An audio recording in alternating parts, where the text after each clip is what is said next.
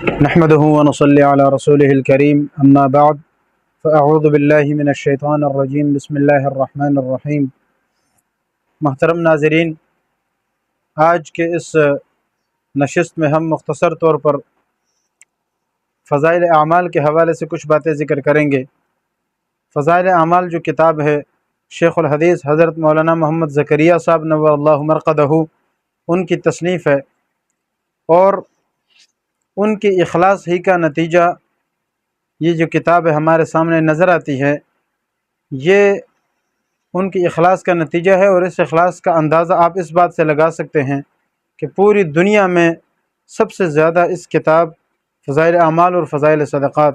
اس کے سب سے زیادہ تلاوت بھی ہوتی ہے، سب سے زیادہ زبانوں میں اس کے ترجمے بھی ہوئے ہیں، اور تقریباً ہر مساجد میں یہ کتاب ہر بندے کو مل جاتی ہے۔ تو یہ اخلاص ہی کا نتیجہ ہے، ورنہ اس کے مقابلے میں بھی لوگوں نے فضائل اعمال ہی کے نام سے کتابیں لکھی، جس میں اگرچہ حدیث بھی بہت ساری لکھی ہے، یعنی یہ کہو کہ سارے حدیثوں سے بھری ہوئی ہے، لیکن چونکہ اخلاص نہیں تھا اس لیے ان کو وہ مقبولیت نہیں ملی۔ اسی لیے ہم کہتے ہیں کہ جو لوگ فضائل اعمال کو مانتے ہیں وہ ان کے گھر میں تو یہ کتاب ہے ہی ہے، لیکن جو لوگ نہیں بھی مانتے ہیں نا، مخالف ہے، اگرچہ غلط نیت سے صحیح، لیکن یہ کتاب ان کے گھر میں بھی موجود ہے۔ اور جو انہوں نے لکھی ہے وہ کتاب آپ دیکھیں تو وہ ان کے پاس خود ہی نہیں ہے، تو ہمارے پاس یا دیگر لوگوں کے پاس کہاں ہوں گی؟ اس لیے اخلاص کا واضح یہ پتہ چل جاتا ہے، یعنی جو مصنف ہے اس کے کتاب کی مقبولیت سے اور دیگر چیزوں سے۔ تو فضائل اعمال بھی اللہ رب العزت کے فضل و کرم سے پوری دنیا میں ایک جانی پہچانی کتاب ہے، جس کا مصنف شیخ الحدیث مولانا زکریا صاحب رحمہ اللہ اپنے زمانے کے ایک بہت بڑے عالم بھی ہے، اور شیخ الحدیث کے نام سے ان کو یاد کیا جاتا ہے۔ ان کی بہت ساری شروحات بھی ہے احادیث کے معاملے میں، جیسے بخاری کی شروحات میں ان کی الکنز المتواری شرح ہے، ترجمۃ الابواب پر انہوں نے خاص کام کیا ہے۔ اسی طریقے سے ان کا تقریر بخاری کے نام سے ایک بہت زبردست قسم کی شارٹ قسم کی شرح ہے وہ بھی۔ اور اسی طرح انہوں نے جو امام مالک رحمہ اللہ کی کتاب موطا امام مالک، ان پر انہوں نے اوجز المسالک کے نام سے ایسی شرح لکھی ہے کہ جیسے ایک مالکی عالم تھا، انہوں نے ان کے بارے میں لکھا ہے کہ اگر یہ کتاب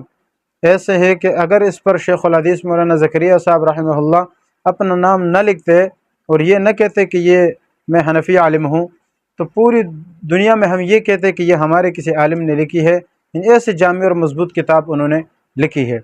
تو حدیث کے معاملے میں ان کی بڑی گہری نظر، اور ہر حدیث پر ایسے اقوال پیش کرتے ہیں کہ یقین کرو انسان حیران ہو جاتا ہے ان کے اس حدیث کے نکات اور اس کے جوابات، اور یہ چیزیں دیکھ کر آدمی حیران ہوتا ہے کہ یار بندے کے پاس اتنا علم تھا۔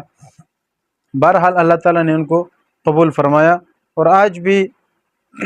جو کیا نام ہے مسجد نبوی ہے اس کے پاس جنت البقیع میں ان کے قبر ہے۔ بہرحال ساری چیزیں اپنی جگہ پر، لیکن ان کی جو کتاب ہے فضائل اعمال، یہ چونکہ اللہ نے ان کو بہت مقبولیت دی ہے، اور اصول بھی یہی ہے کہ جو چیز زیادہ مقبول ہوتی ہے پھر اس کے مخالفین بھی زیادہ پیدا ہوتے ہیں، تو مختلف شکل میں لوگوں نے اس پر اعتراضات کرنے شروع کیے، حملے کرنے شروع کیے،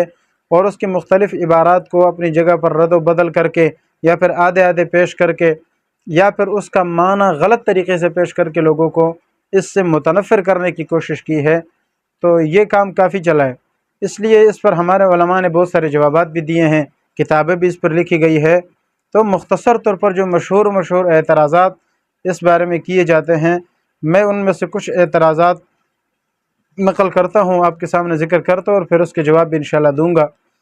يرفع الله الذين آمنوا منكم والذين أوتوا العلم درجات والله بما تعملون خبير۔